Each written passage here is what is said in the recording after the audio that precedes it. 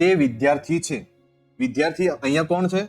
હી એટલે કે છોકરો, અને હી સાથે ટુ બી નું રૂપ ઇઝ વપરાય છે. હી ઇઝ વિદ્યાર્થી. વિદ્યાર્થીની ગણતરી થાય એટલે અહીંયા લખી દઈએ a student.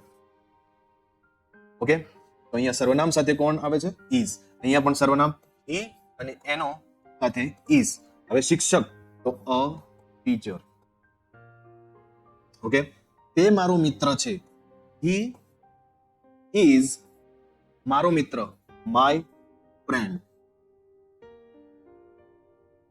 He is my friend. હવે જો અહીંયા મેં ભૂલ કરી, હું ભૂલ કરીશ અને સમજાવીશ. He is my friend. અહીંયા ભૂલ શું છે? આર્ટિકલનો ઉપયોગ મેં નથી કર્યો. અહીંયા આર્ટિકલનો ઉપયોગ કરો. He is a my friend. તે તૈયાર છે. હવે તૈયારની ગણતરી ના થાય માટે આર્ટિકલનો આ વાક્યમાં ઉપયોગ થાય નહીં. સર્વનામ હી એટલે કે હી ઇઝ રેડી. સમજમાં આવી ગયું? અને આ હી, શી અને ઇટ શું છે? ત્રીજો પુરુષ. જ્યારે બે વ્યક્તિ વાત કરતા હોય, જેમ કે હું છું અને તમે છો, બંને જણા વાત કરીએ છીએ ત્રીજી વ્યક્તિની, આપણા બંને વગરના ત્રીજા વ્યક્તિની વાત કરીએ કે તે છોકરો આજે નથી આવ્યો, તે છોકરો આજે ગેરહાજર છે, તે છોકરી ગેરહાજર છે, તે આવી નથી.